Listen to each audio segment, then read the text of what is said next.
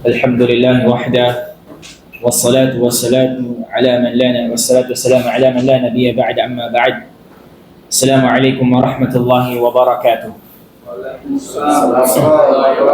اللهم علمنا ما ينفعنا وانفعنا بما علمتنا وزدنا علما.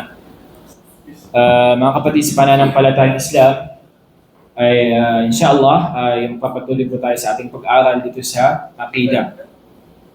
So, alam natin na yung topic na ito, ay yung bagay na ito ay napakahalaga sa buhay ng isang mananampalataya. Tunay na hindi magiging katanggap-tanggap yung lahat ng ibada niya sa Allah unless na maging tama yung paniniwala niya sa lahat ng bagay na may kaugnayan sa Allah subhanahu wa ta'ala at sa mga bagay na mangyayari sa buhay ng isang tao.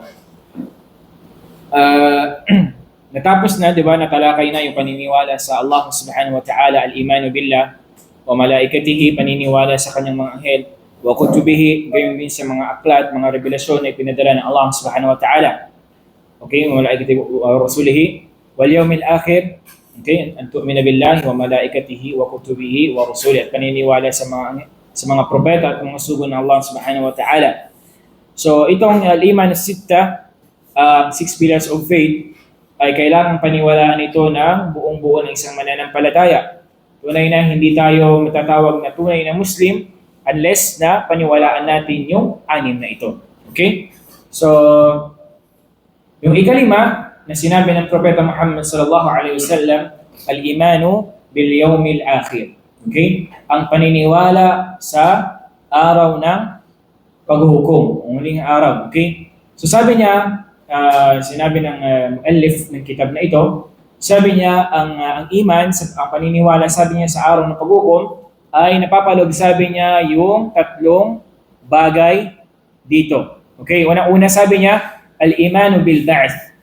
Una-una sabi niya, paniwalaan natin sa araw ng paghuhukom doon ay mayroong mangyayari na al-ba'th. Ano yung ba'th? Ito yung pagbuhay muli ng Allah subhanahu wa ta'ala sa mga tao. Okay? Yung pagbuhay muli ng Allah subhanahu wa ta'ala, huwa al-ihya'ul mawta hina yanfukhu fihi as-sur an-nafkhah ath-thaniyah. Okay? Pagbuhay ng Allah subhanahu wa ta'ala sa mga tao, at ito yung tinatawag nilang ikalawang pag-ihip ng tambuli o trompeta. Anong mangyayari sa tinatawag na nafkhal ula, sa unang pag-ihip? Anong mangyayari? Mamamatay yung lahat ng may buhay. Okay? At pangalawang pag-ihip ay ito na yung pagbangon at pagbuhay muli ng mga tao. Okay? Fayuqumun nasu li rabbil alamin. Tatayo, babangon na muli ang mga tao, lahat ng mga tao sa harapan ng Allah subhanahu wa ta'ala, hufatan ghaira munta'ilin. So ibig sabihin noon, doon sa kabilang buhay, babangon tayo sa Allah subhanahu wa ta'ala na wala tayong suot na tsinelas. Urat ghaira mustatirin.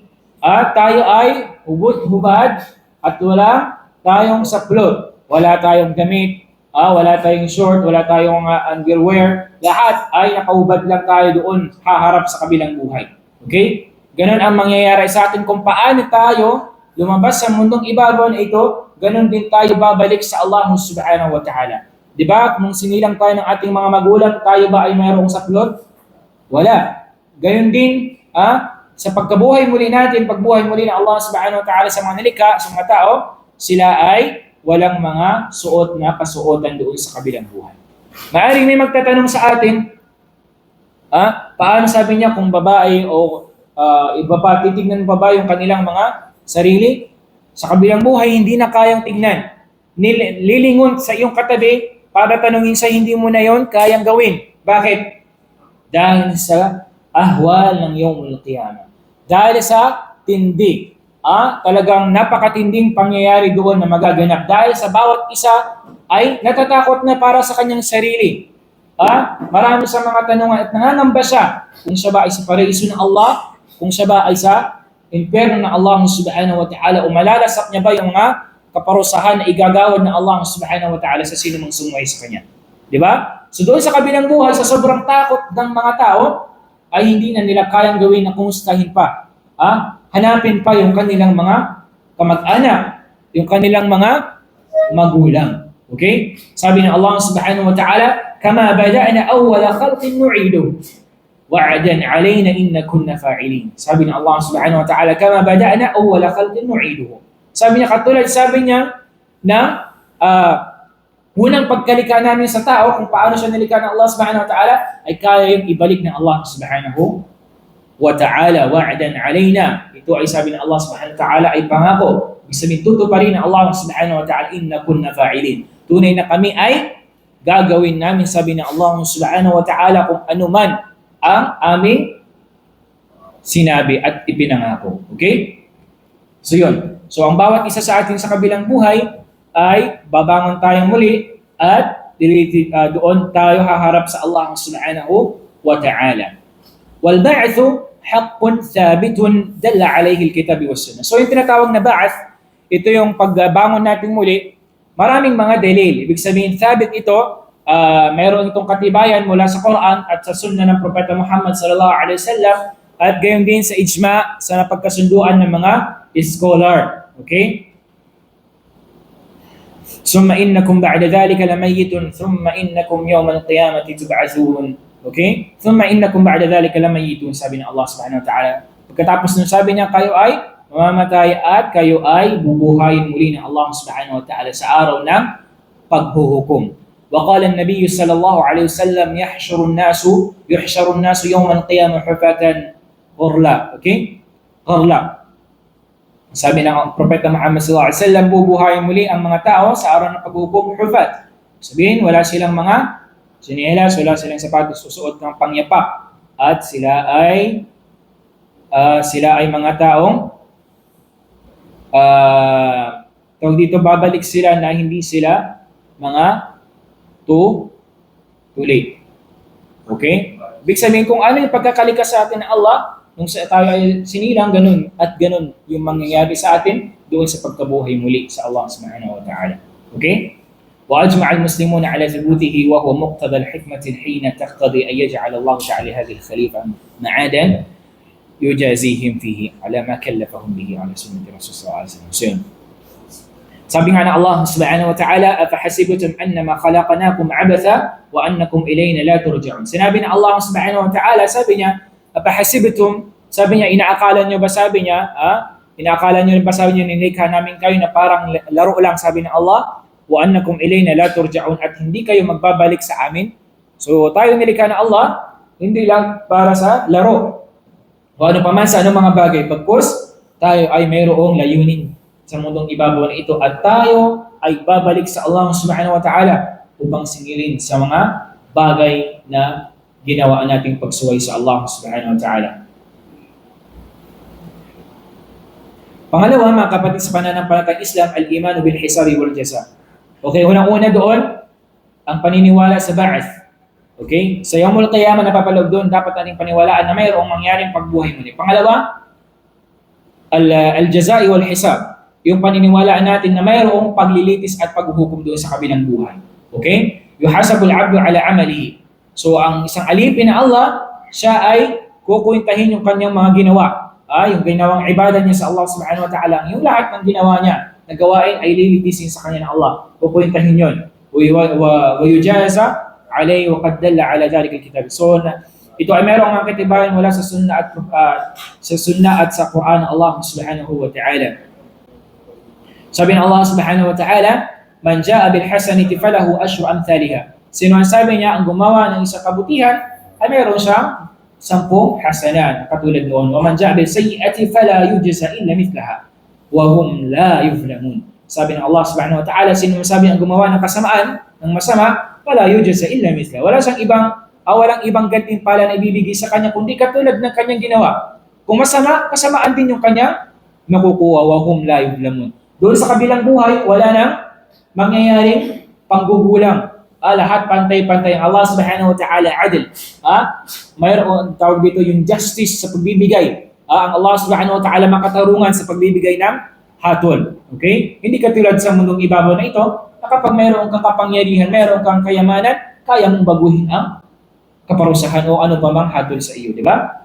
doon sa kabilang buhay, hindi kaya ng sino man sa atin na baguhin at balik rin ang mga bagay na kamalian na ginawa natin. Okay?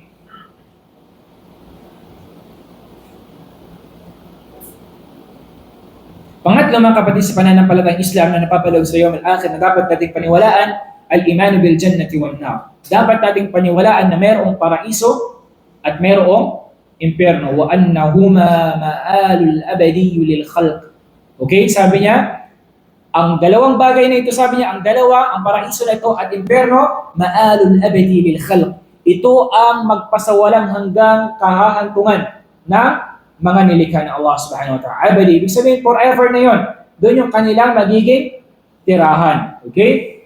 فَالْجَنَّةُ دَارُ النَّعِيمَ الَّتِي أَعَدَّهَا اللَّهُ تعالى للمؤمنين المتقين. Sabi na, okay? Ang Jannah, sabi niya, ito ang tahanan ng na'im. Ibig sabihin, rafahiyya, puro lahat ang malalasap doon, kaginhawahan. Okay? Allati a'addaha Allah ta'ala lilmu'minin almuttaqin. Na kung saan sabi niya, yun ay ipinangako mismo na Allah subhanahu wa ta'ala sa mga mu'minun, sa mga naniwala sa Allah subhanahu wa ta'ala, sa sumunod sa Kanya, at sa mga taong nagkaroon ng takot sa Kanya.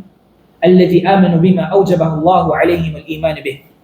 Na yung alladhina amanu, sila yung mga naniwala sa Allah, okay, bima awjabahu Allah alayhim al-iman. Kung ano man yung naniwala sila kung ano yung dapat na sinabi ng Allah subhanahu wa ta'ala na paniwalaan. Wa qamu bi ta'atillahi wa rasuli. At sila ay sumunod sa Allah subhanahu wa ta'ala at sa kanyang propeta, mukhlisina lillahi mutbi'ina li rasulihi sallallahu alaihi wasallam. Sila yung mga taong naging dalisay sila sa paggawa ng ibada sa Allah subhanahu wa ta'ala at sinunod nila kung ano man ang ipinag-utos sa kanila ng mahal na propeta sallallahu alaihi wasallam. Wa amma an-nar فهي دار العذاب التي أعدها الله تعالى للكافرين الظالمين.